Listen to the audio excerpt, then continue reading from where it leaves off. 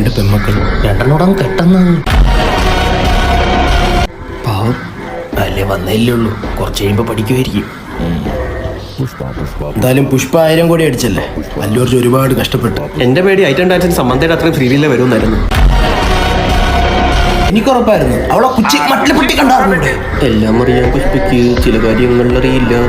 എന്തുവാടാ അറിയാത്തത്?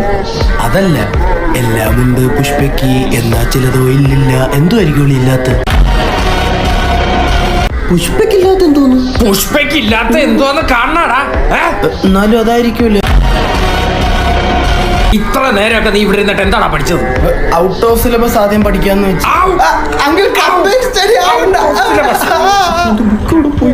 Combined study പഠിച്ച് രക്ഷപ്പെട്ട ആരും ഈ കേരളത്തിലില്ല.